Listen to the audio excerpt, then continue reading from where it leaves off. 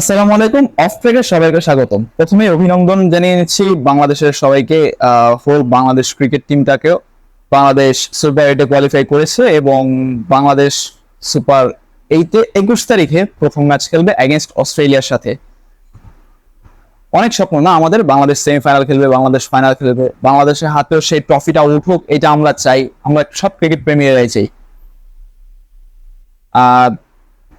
Specially Bangladesh cricket টিমটাকে ধন্যবাদ আমাদের ঈদটাকে আরো রঙিন করে দেওয়ার জন্য। ঈদের দিন কাজের চাপে আমি ম্যাচ দেখতে পারিনি, বাট তবুও আমার মনে সবসময় বাংলাদেশ টিম নিয়ে একটা চিন্তা ছিল যে কি হলো না হলো, কি করলো না করলো, ম্যাচটা কি হলো না হলো। বাট সবকিছুর জন্য আলহামদুলিল্লাহ। 21 তারিখ বাংলাদেশের প্রথম ম্যাচ এগেনস্ট অস্ট্রেলিয়ার সাথে, 22 তারিখ বাংলাদেশের দ্বিতীয় ম্যাচ এগেনস্ট ইন্ডিয়ার সাথে, এবং 25 তারিখ বাংলাদেশের শেষ ম্যাচ এগেনস্ট আফগানিস্তানের সাথে।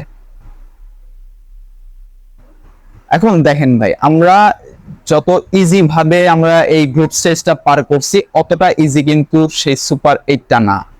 সুপার এইটে 4টা দল, 3টে ম্যাচ বাংলাদেশে খেলতে হবে এবং প্রতিপক্ষ হলো যথাক্রমে অস্ট্রেলিয়া, ভারত এবং আফগানিস্তান।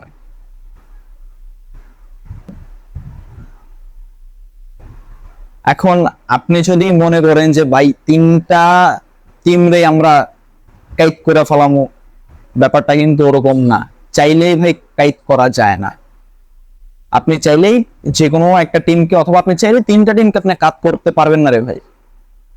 3টা অস্ট্রেলিয়া, 3টা ইন্ডিয়া, হ্যাঁ আপনি আফগানিস্তানকে বলতে পারেন যে হ্যাঁ আমি আফগানিস্তানের সাথে আমরা পারবো, বাট আপনি শিওর দিয়ে কখনোই বলতে পারবেন না যে আমি হ্যাঁ ভারতের সাথে পারবো, অস্ট্রেলিয়ার সাথে পারবো। এটা শিওরিটি কখনোই দিতে পারবেন না।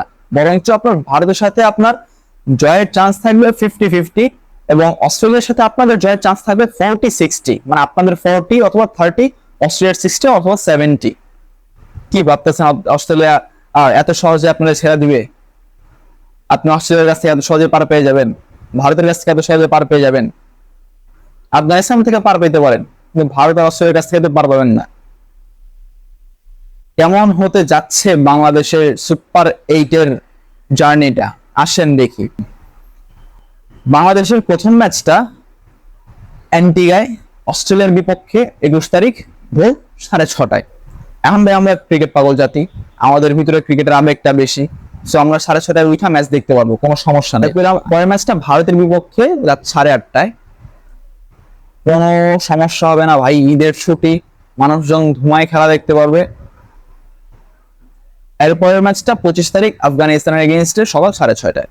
এখন দেখেন, 2টা ম্যাচ 6:30টায়, একটা ম্যাচ রাত 8:30টায়। লাস্টের ম্যাচটা যদি 6:30টায়, সেটা কোনো প্যারা হবে না।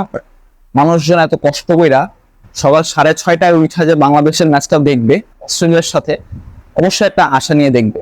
আমরা জানি বাংলাদেশ হেরে যাবে, আমরা জানি বাংলাদেশ পারবে না, তবুও মনে একটা আশা থাকবে। 1% চান্স, 99% হোপ, এরকমই ব্যাপারটা। সো একটা আশা নিয়ে দেখবে যে না, আমার টিমটা জিতবে। মিথ্যা আশা, মিথ্যা ভরসা, আমার টিমটা জিতবে। কিন্তু আদৌ কি বাংলাদেশ অজিদেরকে হারানোর ক্ষমতা রাখে না?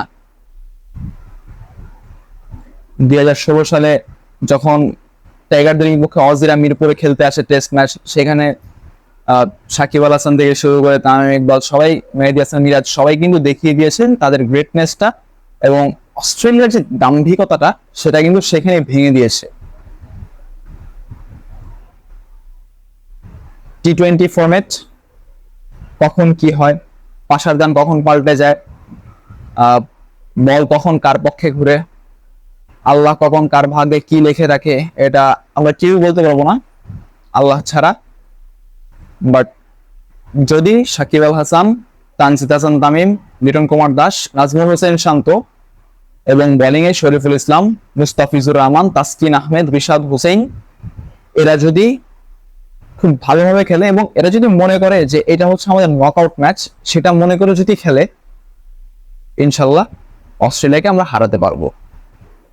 এত সকালবেলায় পাবলিক যখন খেলা দেখবে 6:30টায়, তখন টাইগার ক্রিকেটাররা এই আস্থার প্রতিদানটা দিতে পারবে, যদি মনে মনে শপথ নেয় এটা আমাদের নকআউট ম্যাচ, আমাদের জিততে হবে এই ম্যাচটা।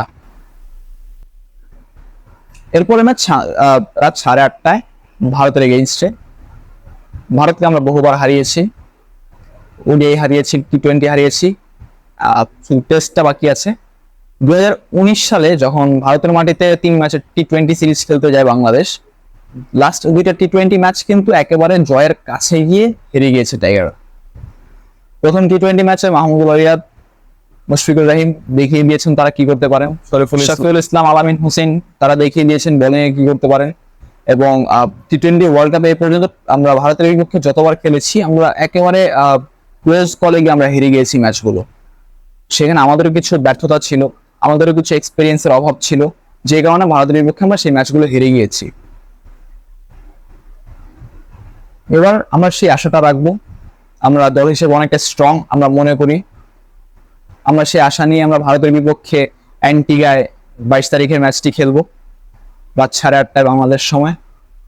এবং আশা করছি এই 2 ম্যাচে জয় নিয়ে আমরা প্রথম দল হিসেবে গ্রুপ 2 থেকে সেমিফাইনালে পা রাখবো। এরপর আসেন শেষে আফগানিস্তানের কথা। আফগানিস্তানের বিপক্ষে আমরা অনেক ম্যাচ জিতেছি, টি-20, ওডিআই, আমরা টেস্টও জিতেছি। সো আফগানিস্তানকে হারানোটা অনেকটা প্যারা হবে না, বল আফগানিস্তানকে ইজিলি হারানো যাবে। এখন শুধু আমাদের মনে বিশ্বাস রাখতে হবে আমরা পারবো, যে কোনো দলই হয় আমরা পারবো। কথা আছে না, আমরা করব জয় একদিন, বুকের গভীরে আছে প্রত্যয় আমরা করব জয় একদিন। আমরা একদিন অবশ্যই জয় করব, হোক আজকে না হোক কালকে না হোক পরশু, কোনো ব্যাপার না। জানি বাংলাদেশ পারবে, তুমিও। ধন্যবাদ সবাইকে।